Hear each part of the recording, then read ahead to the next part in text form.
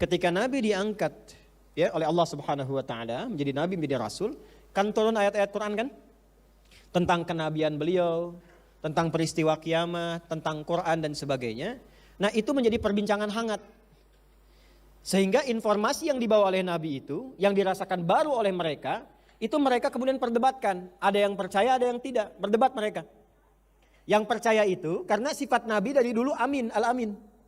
Ya, Nabi itu orang terpercaya, Bapak Ibu, ya, Bapak Ibu sekalian. Itu selevel Abu Jahal, Abu Lahab, itu sepakat menyebut Nabi itu al-amin. Bahkan Abu Lahab itu menitipkan hartanya pada Nabi SAW untuk dijaga. Ya. Abu Jahal itu kenapa sangat dendam pada Nabi, walaupun dia yakin itu percaya, tapi nggak mau, nolak terus, karena ada dua kejadian spesifik. Kejadian pertama saat latihan gulat olahraga kalah oleh Nabi, malu di situ. Kejadian kedua, Abu Jahal melamar Sayyidah Khadijah, ditolak Sayyidah Khadijah. Nabi Muhammad malah dimintakan Sayyidah Khadijah melamar beliau.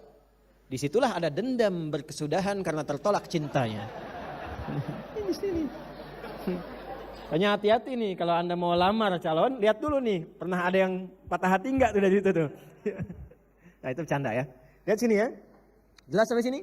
Yang mau saya katakan, ketika ayat turun tentang kenabian, ketika ayat turun tentang yaumul ba'tsi, kebangkitan, ketika ayat turun tentang keistimewaan Al-Quran, masyarakat terbagi, terbelah. Ya, jadi ada yang meyakini Muhammad itu pasti benar karena orangnya al-amin, nggak pernah ada track record berbuat salah, nggak pernah berkhianat, nggak pernah mabuk, nggak pernah zina, pokoknya terjaga baik aja.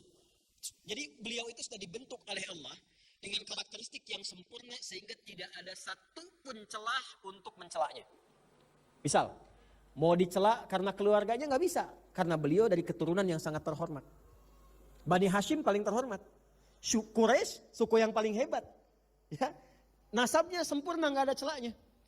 Ya sempurna, jadi dicela di nasab nggak ada. Ya kan kadang-kadang orang sekarang bilang kamu siapa? Ya keturunan siapa? Keluarga mana kamu? Gitu kan? Ya bahasa kekiniannya. Nabi itu nggak bisa karena kalau dicela suku yang paling bagus, Quraisy. Ya nasabnya nasab yang paling jelas, nggak bisa dicela dari sudut manapun. Jujurnya orang paling jujur, baiknya orang paling baik. Harta kaya, Nabi itu kaya, jangan dikira tidak kaya, kaya. Karena keturunan dari keturunan yang kaya. Ya apalagi istrinya juga istri orang paling kaya pada saat itu. Jadi nggak bisa disoal dari sudut manapun. Karena itu semua sepakat sebetulnya yang tidak suka Nabi pun bukan karena meragukan atau menentang ajarannya. Tapi lebih karena iri saja, karena takut kedudukannya bisa tersingkir dengan keadaan Nabi SAW.